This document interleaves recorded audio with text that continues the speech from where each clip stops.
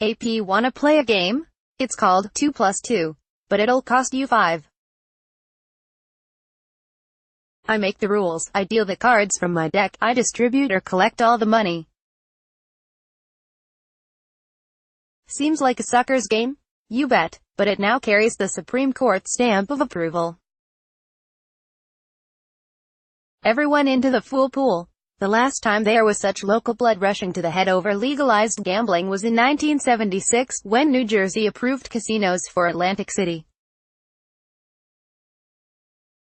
Remember that con? Those glitter-encased hotel casinos were supposed to revitalize a depressed, decayed, destitute former seaside resort town. That's what the politicians, the gaming lobby and the editorials promised. But that never happened, as it was never designed to happen. These casino high-rises were to be what they became, one-way, all-day, self-contained emerald cities. The only time you were supposed to leave was when you went home, went broke or woke up. One Main Street AC industry did grow and prosper, pawn shops. The blight remained, and AC continued to walk the financial default line. The same goes for those fabulous hotel casinos. As AC became bloated, not enough big-time losers to go around. They, too, imagine, called for state bailouts. AC also was sold as an innocent fun mecca, a no-one-gets-hurt destination where weekenders and day trippers could entertain themselves by risking $50, $100.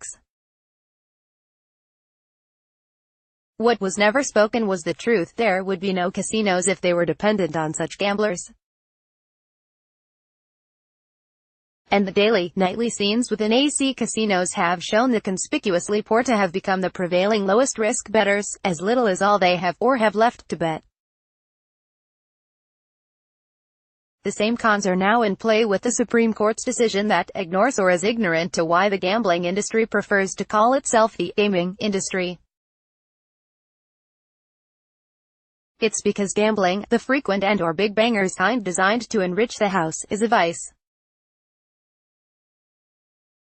And it's the kind of vice business driven by the institutional and mathematical guarantees that those gamblers, be it on cards, dice, horses or Russell Westbrook, will lose their money then come back for more until there is no more. Wanna bet a game this weekend? $20 to risk $22 or so, penny ante stuff? Sure, no harm, no foul. But no one's driving to a casino or racetrack to place such a solitary bet, so get out your credit card and do it online. You're a waste of the gambling industry's time, unless you catch the fever. Gambling operations rely on those who want action, preferably big action, and preferably every day, all day. That's where the profit lies. And for whatever was spent, and will still be spent, making illegal bets, it will now be states' financial mandates to further promote and encourage more such gambling. The business of gambling, legal or illegal, is predicated on those willing to risk big dough, if not their careers, homes, families and minds. Until further credit notice, those are the VIPs. House profits bring out the con in everyone who can reap a cut. And the inevitability of systemic bad odds beating the better brings profits.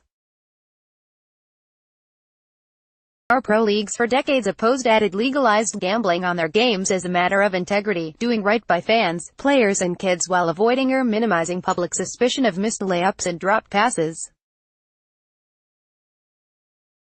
But as addiction to TV money grows, gambling serves increased or steadied ratings, thus the leagues, networks, teams and team owners began to invest in DraftKings, FanDuel, Fantasy League, bad bet gambling that all parties insisted were not gambling, an outrageous lie based on the wish and want to share fans' gambling losses. This week DraftKings, its get-rich-quick advertising so clearly targeting naive young men, joyously hailed the Supreme Court decision as a huge win for sports fans everywhere.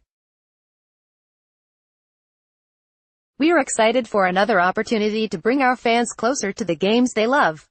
What? If DraftKings was so publicly insistent that its business isn't gambling, why would it celebrate the ruling? And as pro leagues now examine and pursue the establishment of their own gambling operations as a case of, if you can't beat 'em, join 'em. TV revenue and a cut of gambling losses is enough to make sinkholes of their high roads. It isn't a matter of politics, preaching perception, philosophy or party poopering. It's a matter of applied common sense. Gambling is not good for what ails us. Shameless greed continues to remove the sport from our sports.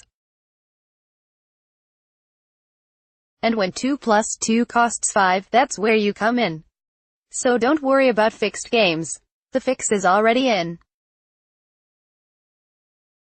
Waiting for A-Rod to chime in on Kanad Robinson-Cano, with both Fox and ESPN providing him the forum to be heard on Robinson-Cano's 80-game drug suspension. On any MLB player's drug suspension, will Alex Rodriguez, Cano's ex-teammate, be heard on the matter?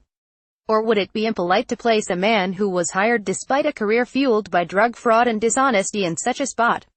Regardless, the drug or drug masking agent, or both, found in Cano may have caused lethargy, preventing him from running to first base. But there is a perversely comical upside. The carefully crafted, standardly soulful statement, sandwiched by quote marks, issued by Cano. Recently I learned that I tested positive for a substance. Furosemide is used to treat various medical conditions in the U.S. and Dominican Republic. The substance was given to me by a licensed doctor in the DR. to treat a medical ailment, undisclosed. While I didn't realize at the time that I was given a medication that was banned, I obviously wish I had been more careful. Cano, but more likely someone else, went on to say, I would never do something to cheat the rules. Of the Game 1 love, that he accepts the suspension, and I look forward to rejoining my teammates later this season. Yes, those who have observed all or parts of his 15 seasons of indifferent play know he's a team-first guy. And so, another presumably forged masterpiece statement that few believe came from the accused's head, heart or hand. Brilliant strategy. But it's all a con. Real shame, or sham?